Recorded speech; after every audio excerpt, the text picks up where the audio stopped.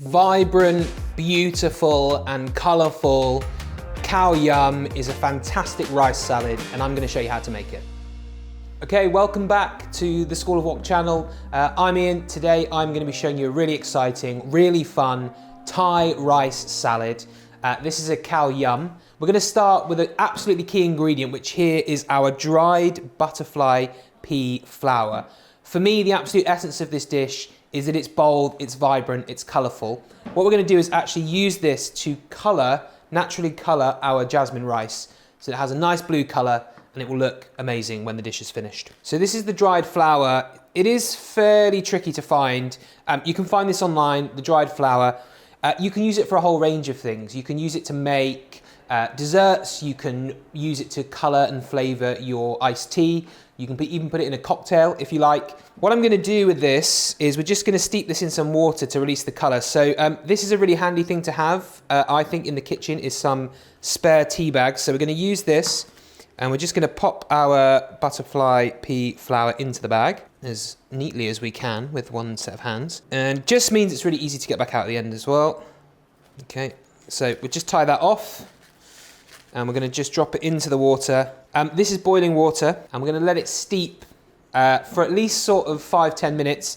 We also want the water to cool a little bit before we pour it over the rice. So I'm just going to set that aside and leave it kind of infusing while I prepare my other ingredients. For the dressing for this salad, this dressing is called Nam Budoo. So it is a fermented fish sauce dressing. We're going to add a few aromatics as well. So we're just going to finely chop some lemongrass. So just give it a bash first. Get rid of the first layer. Finely chop.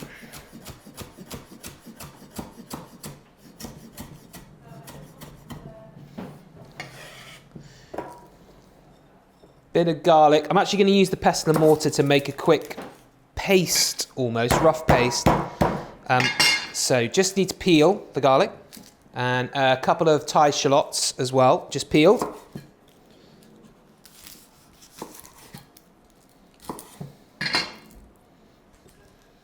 Okay, so these are now ready to bash together in our pestle and mortar later. Now let's move on to some of the other ingredients we've got here for our salad. So we've got some grapefruit. You need something kind of bitter in there. You could use pomelo if you can find it. You can also use something like unripe mango for a bit of sourness as well. Today we're going to be using grapefruit. We've got some red cabbage, some carrot. We've got some long bean. So we got this from Chinatown. If you can't find this, you can just use green beans for this dish, it's okay. And lemongrass, optional, but if you want a bit of heat in your salad, we've got some green bird's eye chilies here as well. So really what you want are things that have really nice crunchy texture and an array of different colors that's going to make your salad look fantastic at the end. Everything just needs a little bit of a chop at this stage, so I'm just going to slice my long beans just into small rings. The carrot, we're just going to julienne. Note my perfect French pronunciation there.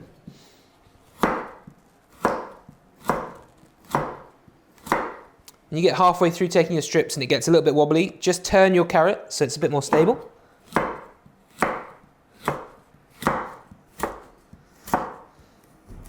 And we slice through into our nice fine matchsticks. You don't want it too thick because we're not going to cook any of these vegetables, so we don't want there to be too much crunch. So I'm just going to quarter up my grapefruit. I'm going to peel. So yeah, we're going to just cut our grapefruit up here into segments. So usually this dish will be done with pomelo. So the pomelo you can find usually in an Asian supermarket, huge, massive fruits, but they have the same kind of like bitterness and tartness, which is going to work really well in the salad. Just going to finely shred our red cabbage.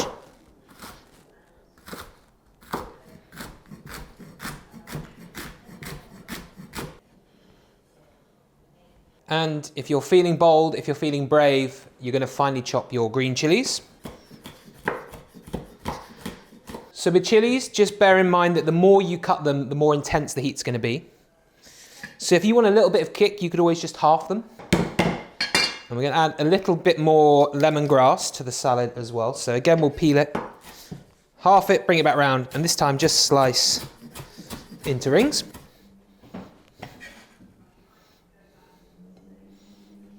Okay, so we've got our beautiful array of vegetables prepared and ready to assemble later. So you can see how beautifully blue our rice water is now. So we're gonna remove the tea bag and discard. So I've got here some washed jasmine rice ready to go. I'm gonna add the liquid in.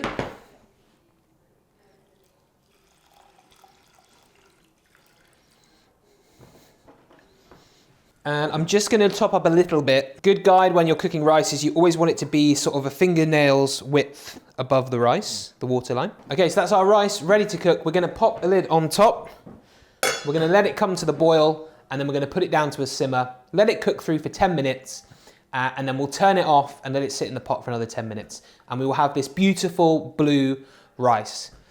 If you can't find the butterfly pea flour, there is another method you can use. Actually, you take the water that you would have used to boil some red cabbage in, and you can use a little bit of baking soda. And what that does is it changes the pH of the water, and it will bring it to a blue color. You can use that as well. You can color this rice however you want, and you also don't have to color the rice at all. You can make this dish with just plain rice, and it will still be absolutely delicious. Okay, so we've got a couple of other ingredients here.